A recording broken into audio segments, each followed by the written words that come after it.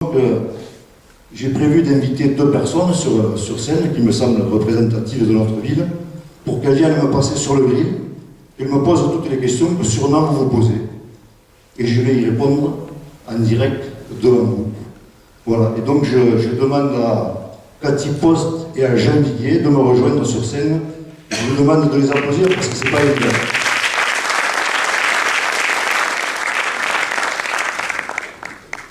Donc, je vous en prie, asseyez-vous. Cathy Post est mère de famille, mère de 4 enfants, déjà grands. Elle est professionnellement responsable commercial de centre nautique de notre territoire. Elle habite en zone littorale, à Agde, dans la zone entre le Cap et le Vaud. Et donc, elle paye ses taxes à Agde, lourdement, je pense. Et Jean Viguier, qui lui habite dans la zone du centre-ville, qui a une longue, qui est père de famille aussi, qui a 2 enfants, et qui a une longue expérience de la vie des entreprises, et qui actuellement enseigne à Montpellier à l'école supérieure de commerce. Donc, ces 2 personnes ont préparé les questions que, après un petit coup d'eau, je vais écouter et essayer de répondre.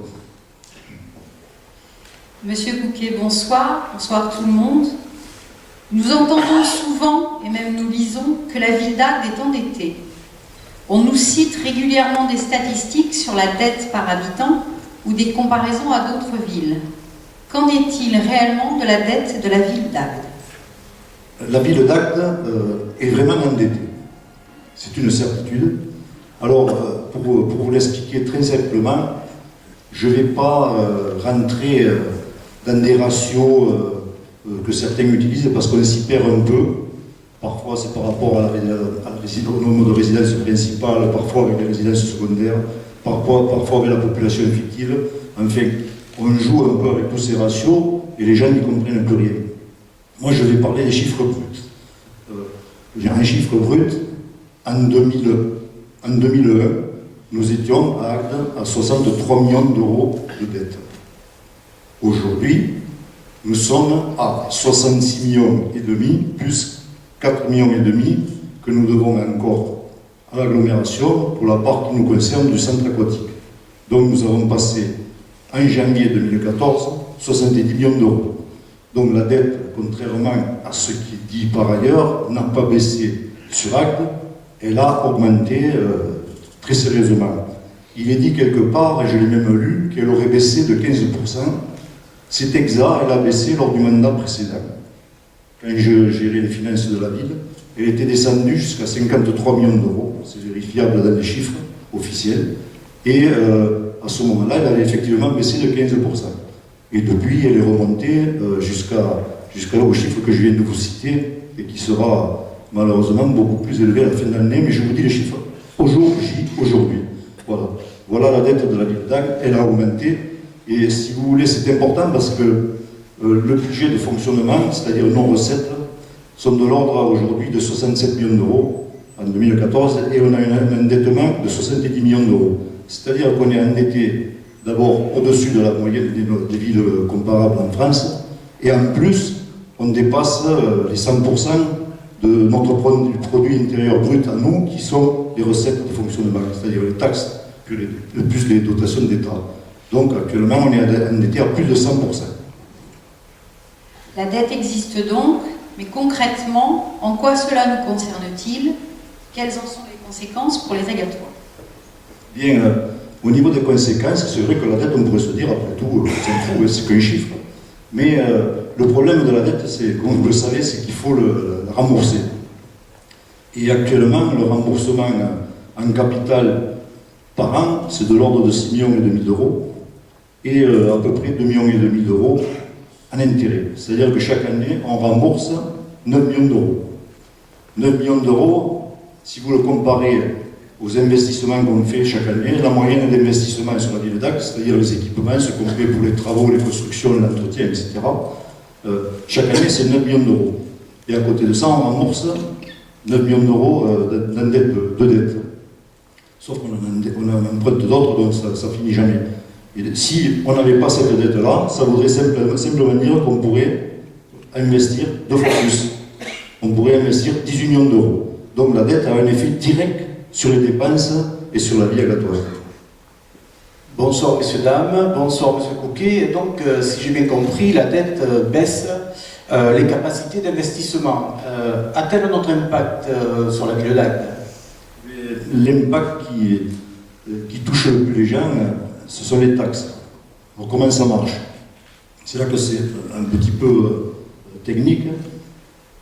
Pour financer les investissements, la règle, c'est une obligation, fait qu'on doit épargner dans nos recettes de fonctionnement pour financer l'investissement. Donc, quand vous avez 67 millions d'euros, comme nous avons à Agde de recettes, c'est-à-dire le produit des taxes pour les dotations de l'État, il faut économiser une partie pour pouvoir investir. Mais si cet autofinancement ne couvre pas le remboursement en capital de l'emprunt, qui est sur le budget investissement, vous vous trouvez dans l'obligation d'emprunter pour rembourser l'emprunt, ce qui est un cercle vicieux. Quand on arrive dans cette situation-là, la préfecture vous dit ça ne peut pas aller. Si c'était une entreprise, le comptable vous dirait on va vers le redressement judiciaire ou la liquidation. Dans une collectivité publique comme une mairie, ce n'est pas le cas.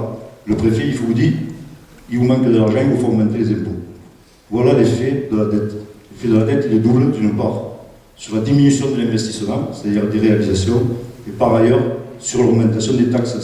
C'est pour ça que c'est quelque chose d'important, c'est pas quelque chose de théorique. Pour être clair, donc à ce sujet, quelle est la situation aujourd'hui en 2014? Bien, en 2014, si vous voulez, les marges ont disparu parce que en début de mandat, vous vous rappelez certainement, la mairie actuelle a décidé d'augmenter les taxes locales, le foncier, suppression de l'abattement sur la taxe d'habitation, parking payant du cap, etc., etc., pour se reconstituer des marges financières dont elle n'avait pas besoin d'ailleurs, mais bon, il l'a fait. Et en fin de mandat, on se trouve dans une situation où, malgré ce matraquage fiscal de début de mandat, sur lequel je n'avais pas été d'accord, qui a valu la situation actuelle, on se trouve dans la situation où tout ça a quand même été consommé. Et pour masquer un petit peu cette difficulté, il a été créé pas mal de budgets annexes. Ces budgets annexes sont porteurs aussi de dettes. L'ensemble des budgets annexes de la ville, assainissement, eau, île des loisirs, golf, etc., le total de la dette sur les budgets annexes est de 25 millions d'euros, de plus que ce dont j'ai parlé. Et ça masque ça sur le budget principal. L'autre stratagème qui a été utilisé, c'est la cession de notre foncier. Chaque année, il y a eu des terrains du patrimoine, en particulier des terrains du patrimoine, même des bâtiments, du patrimoine municipal qui ont été vendus. Souvent de gré à gré, ailleurs, dans des conditions un peu contestables. Ça a fait rentrer quelques millions d'euros, sauf que ça diminue l'actif de notre ville. Ça va nous manquer. L'exemple le plus frappant, c'est l'entrée de Rochelongue, où les hectares de terrain que nous possédions, où on pouvait faire des réalisations publiques ou autres vraiment intéressantes, ont été vendus à un promoteur qui fait rien d'autre qu'une nouvelle résidence touristique. C'est rien d'autre, on a beau nous dire que c'est merveilleux, c'est une résidence touristique.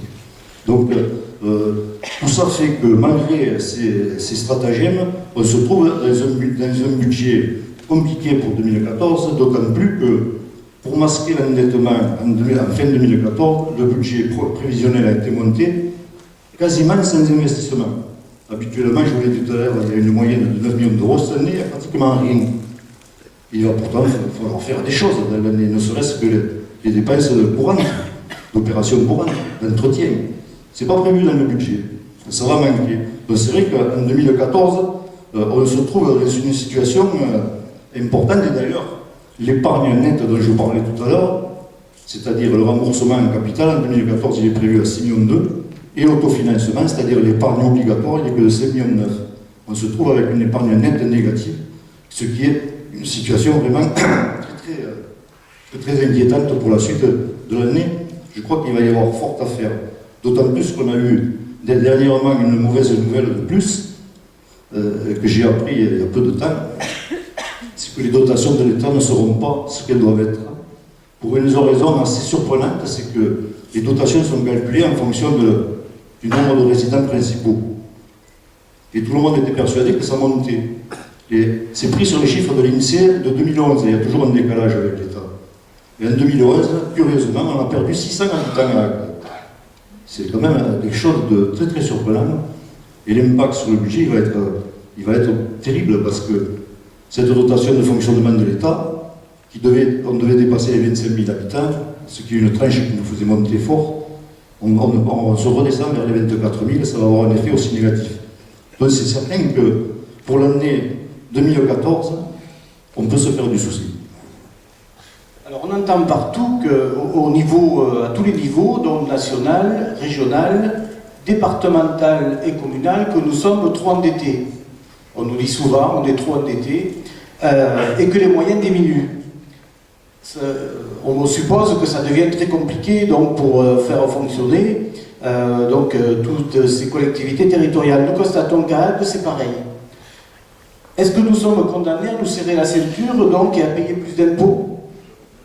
À mon avis, non.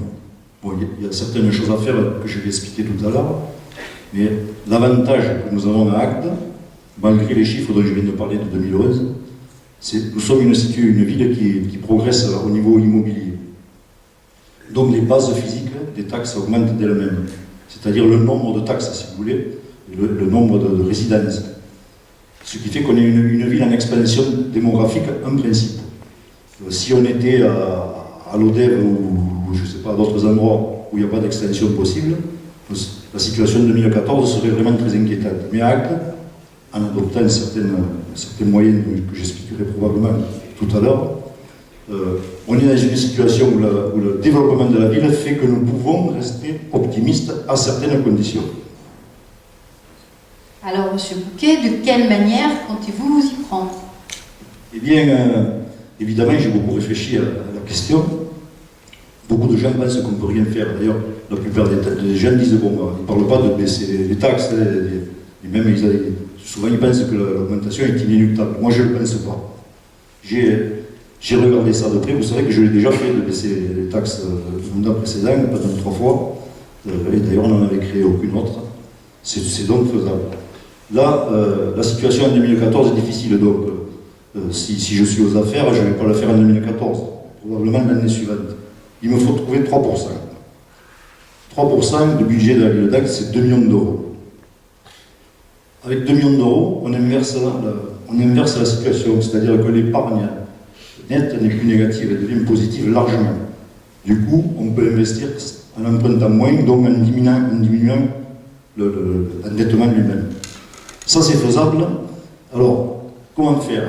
On peut, classiquement, diminuer les dépenses inutiles. Tu sais, s'il y en a à Agde, les cérémonies à tout va, les restaurants à profusion, les véhicules de fonction de certains élus, c'est 24 heures sur 24, 7 jours sur 7, 365 jours par an pendant les vacances, en plus que ce n'est pas très exemplaire, hein, c'est pas négligeable. Tout ça s'accumule. Il y a sûrement d'autres pistes, au niveau par exemple des animations cacophoniques, qui coûtent très cher et qui se contredisent les unes les autres. Il y a beaucoup d'autres pistes. Ça, c'est la piste classique.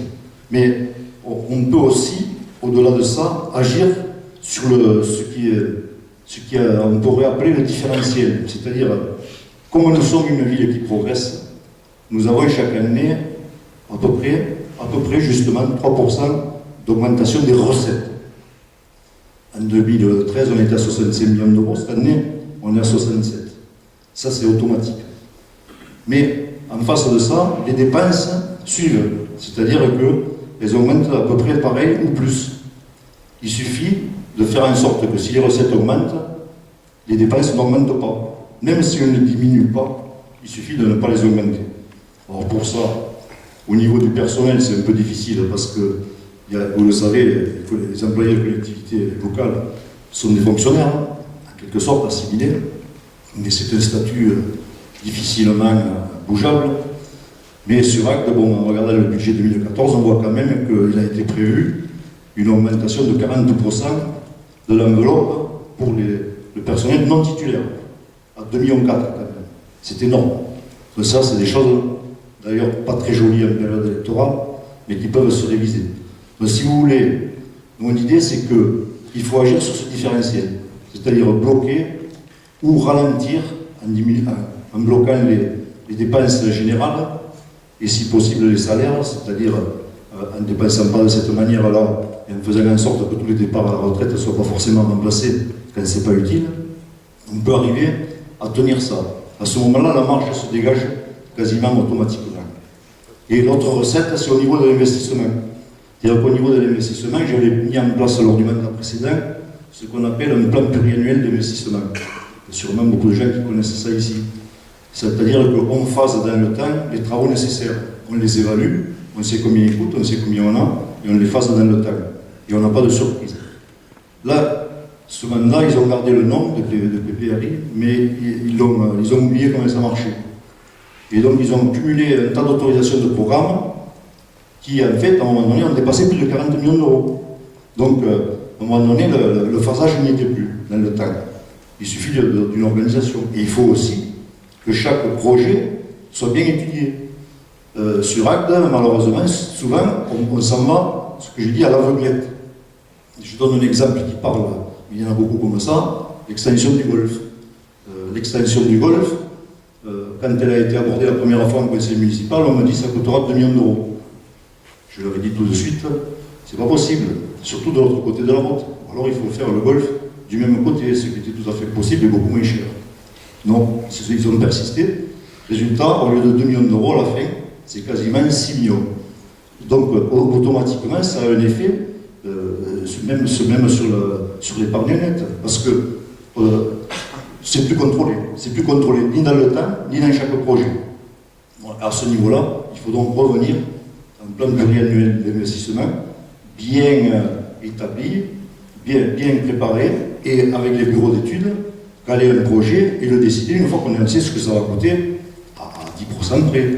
Ça fait d'ailleurs des marchés très contestables. Les marchés, normalement, ils ne doivent pas varier de 5%. Là, on a une variation des fois du double, du triple. Je me demande comment on n'a pas encore été épinglé plus sérieusement par la Chambre régionale des comptes. En résumé, M. Couquet, pour conclure sur cette question, sur ce sujet, la question qu'on se pose tous, Agatois et peut-être futurs Agatois, allez-vous baisser les taxes locales? Oui, je vais les baisser. Je vais les baisser. J'ai expliqué comment. Je disais tout à l'heure, beaucoup de gens pensent que c'est impossible. Moi, je dis c'est possible. Il faut le faire. J'ai dit comment, c'est pas très compliqué, sauf qu'il faut avoir une main ferme. C'est-à-dire qu'il ne faut pas se laisser dépasser par les services, par les entreprises ou par des décisions qui se prennent d'une manière non coordonnée. Ça, c'est vrai que ça ne fait pas que des amis. Quand on dit on ne dépasse pas la ligne, c'est sûr. C'est beaucoup plus facile de dire on y va, c'est bon. Bon, mais après, on sait qu'on va vers le précipice. Donc, moi, je dis c'est possible. Et je m'y engage devant vous, et je vous ai expliqué comment je pouvais faire. Je crois que c'est assez clair, assez simple. Le seul problème, c'est qu'il faut tenir. Pour tenir, moi, je sais faire. Je pense que pour effectivement vouloir baisser les taxes locales, ça mérite quand même, cette volonté mérite, je pense, quelques applaudissements. Il y a peu d'élus qui s'engagent sur cette voie-là.